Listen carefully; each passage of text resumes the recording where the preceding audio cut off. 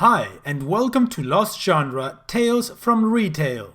In this video, we'll take a look at 4 different stories that all have entitled customers in it, and unfortunately, people in retail have to deal with this more often than not. Now, let's get started with the first story. Frustrated wife. Another story from the petrol station. So we had a guy come in and fill up his fuel.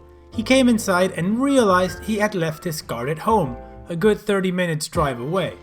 I tell him that it's fine as long as he can get back before the end of my shift. I won't have to report it as a drive-off. He thanks me, leaves his details, and leaves. All around, a decent guy. Cut forward 20 minutes or so, and the store gets a call. Me. Hello. Wife. Hi, my husband was just there and left his card at home. Me. Oh yeah, that's okay. I said as long as he could get back. Wife. No, it's not convenient for us tonight. Me. Oh well, I'm afraid that. Wife. No, you don't understand. It's inconvenient for him to drive all the way back tonight. We have kids and we have plans with them tonight.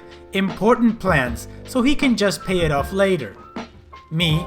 Well, I'm sorry, but if he cannot return by the end of my shift, I will have to write it up and inform police about. Wife. That's a ridiculous overreaction. I'll just pay over the phone by reading out my card number. Me. I'm sorry, but we cannot accept payments over the phone for legal reasons. It's store policy. Wife. You're making that up. It's inconvenient and my husband won't be returning tonight. Now let me pay over the phone. Me.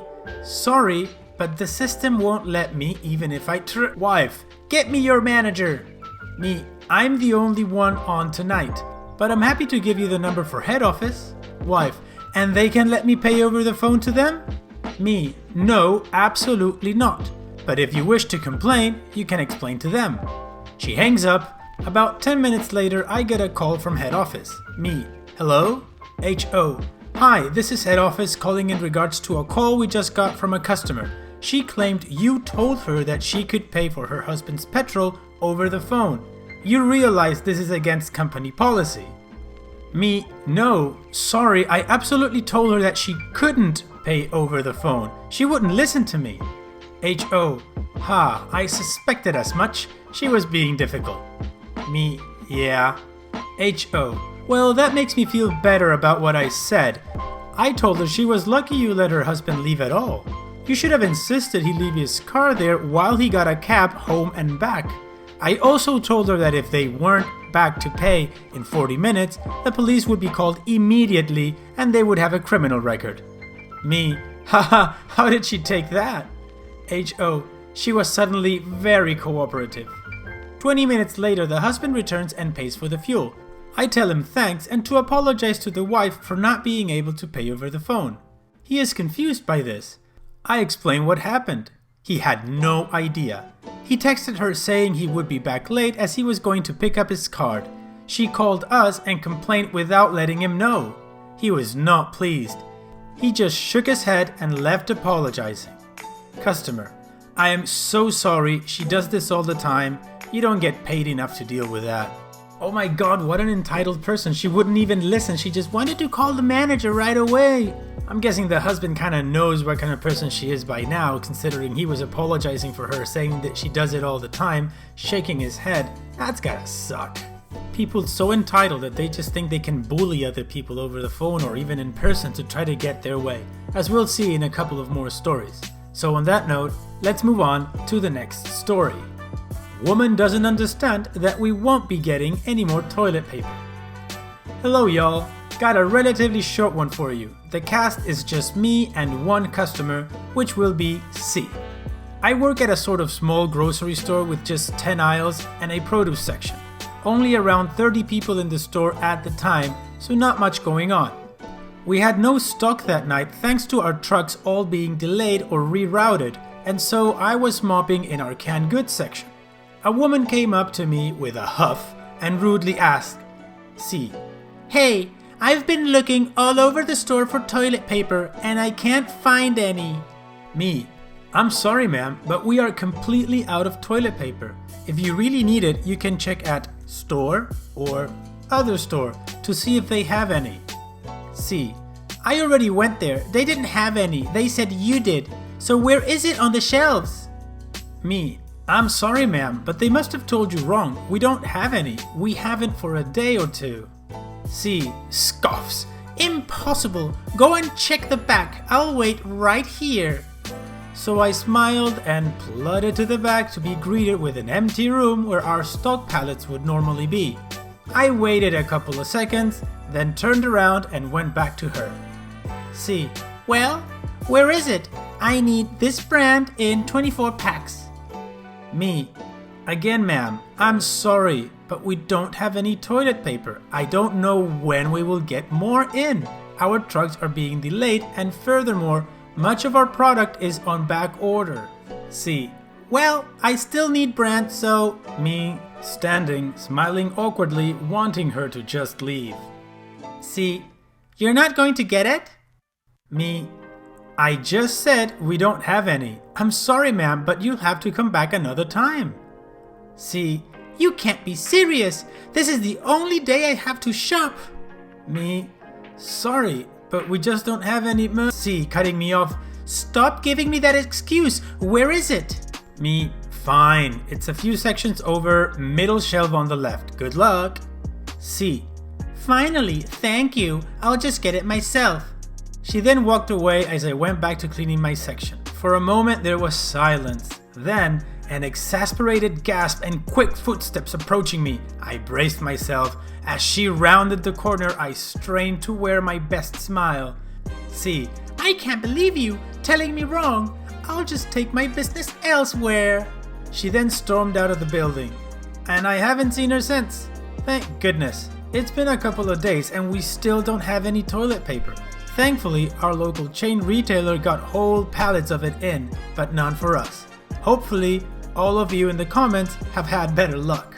Well, what are you gonna do? If a store has no stock, then they have no stock. It's not like the guy in the aisle cleaning it is gonna just magically make toilet paper appear, or like they're hoarding it in the back or something. I mean, why would they? It doesn't make any business sense. If you have a good or commodity and you want to sell it and people are willing to buy it, then you put it on the shelf. That's what stores are for. But then again, not everybody is logical, especially when they're selfish and it's all about me and what I need to do and when I can go shopping. Alright, anyways, crazy lady. Let's move on to the next story. Man demands refund for 4 bottles of wine while only returning 1. Okay, so this happened just yesterday. Was too tired to write it up when I got home last night. It happened very fast and he was mumbling somewhat, so I'll have to paraphrase slightly. The cast is me, and IC is irate customer. I'd only just started my shift. One man gets far closer to me than I'd like, even without social distancing, and asks if I'm the manager of the shop. I explained that while I wasn't the overall manager, I was the shift manager, and asked if there was anything I could help him with. He tells me that he bought 4 bottles of wine from the shop at the weekend, but the first 3 had been corked and undrinkable. He called up our customer service line and they told him to bring them back for a replacement or refund. Me, would you like them replaced or refunded? IC, I'd like them refunded, please. So I asked him to follow me over to the tills so I can put through his refund. He produced a single unopened bottle from the bag he was holding and handed it over. Me, I'm sorry, but I can only issue refunds for the bottles you return. Do you have the others? IC, I was told I'd get a full refund. Me, yes, but I'm not authorized to issue a refund on an item that's not actually being returned. Even an empty bottle would do. IC, who am I? Me, I don't know who you are, sir. IC, who am I? Me, I don't understand what you are asking. IC, do I look like an idiot? Me, no sir. IC, then stop trying to treat me like one. I was told I would get a full refund. Me, and I can refund this bottle. I held up the one on the counter, but I'm not authorized to issue refunds on items that have not been returned. If you could come back tomorrow morning, the manager might be able to help you. No, she'd say exactly the same thing, but I honestly just wanted to get rid of him at this point. I see. I was told I get a full refund. Me, and as I've explained, I can't issue a refund for an item that hasn't been returned. I see. Don't you get angry with me. Me, lowering voice slightly. I'm sorry if that's how I sound, but I'm just trying to explain that. I see. What's your name? I'm going to call and complain. I took a piece of spare paper and carefully wrote out my name and handed it to him. He looked at it. I see. Who am I? At this point, I was starting to wonder if he was actually asking what his name was and if he'd expect me to write it down so he wouldn't forget. Me. You're a customer. I see. Do I look like an idiot? I had to stop myself from saying yes at this point. Me. No, sir. Would you like a refund on this bottle? He just grabbed the bottle and stormed out, glaring at me as he went.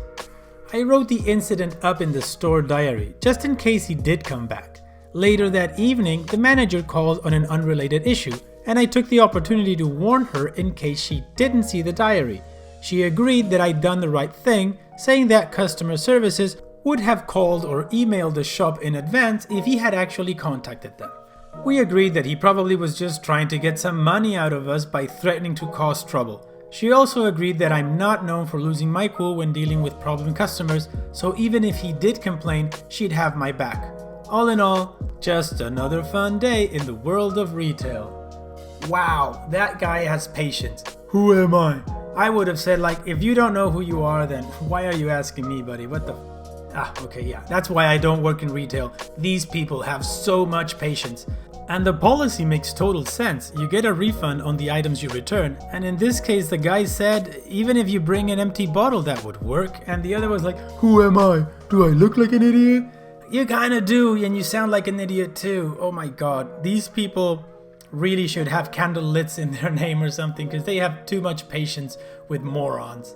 Alright, let's move on to the final story. The laptop I stole. I used to work in a tech store. Generally, we would just sell computers, phones, and accessories, but we also offered a repair service. One day, a man came in with his laptop. He wasn't sure why it stopped working and would like us to diagnose what was going on. Easy enough. From a quick glance, it seems to be either the operating system or the hard drive. I tell him I can take the laptop into the back and have one of my colleagues work on it to discover which it was and repair the issue. He seemed pleased with us, but less pleased with the fact that it would take 5 to 7 working days. Particularly busy because all of the schools and colleges were getting additional funding for new computers and laptops. A lot of them were coming in, taking up loads of our time. Nevertheless, he agreed and signed the paperwork necessary for us to accept his laptop in the back. He then left with the laptop. I attempt to stop him, but as he was so busy, I wasn't able to get him in time. I then immediately tried to phone him on the mobile number he provided. The number did not work. I sent him an email, the only other type of contact he had given us. Fast forward a week with no reply, no contact from him, and he returned to the store, no laptop in hand. He then began demanding to know where his laptop was, and when I explained that we did not have the laptop because he did not leave it with us, he then started screaming at us because we had stolen his laptop. He even called the police. My manager and I were quite happy to stand there smirking at him whilst waiting for them to arrive. When they did, we simply showed them the footage for last week of him walking out with his laptop. He then again started screaming at us for framing him, and he was then promptly frog marched out of the store by the police. On our system, tickets for repairs can only be closed once you have a confirmation signature from the customer. Thus, we never got his closing signature. To this day, that ticket is still open in the store. This was 5 years ago. Wow! Oh my god. This guy, I don't know if he's might have been kind of crazy or something, because he left with the laptop. How could you not notice when you got home, hey, I've got my laptop in my hands. I forgot to leave it. I'll go back to the store and give it to them or something. But you don't come back 1 week later without the laptop that you should have at your home or somewhere else and start demanding it. And when seeing the footage, start screaming, oh my god, they're framing me. Come on, man. Oh, you're nuts! You are nuts! Oh my god, the things people have to deal with. Wow. Alright, well, yeah, that's it for today's video. I hope you enjoyed these stories and maybe got a little bit of insight from them as what type of customer you don't want to be. You don't want to be the crazy customer anywhere, the one who overdemands something like the toilet paper lady, or the one that tries to take advantage of a store like the wine guy, or the entitled Karen type of person like that wife who called the petrol station to try to pay over the phone, or this crazy dude with the laptop. That's just ridiculous. Anyways, I hope you guys enjoyed this video and stick around the channel for more videos and funny posts. So I'll see you guys on the next video.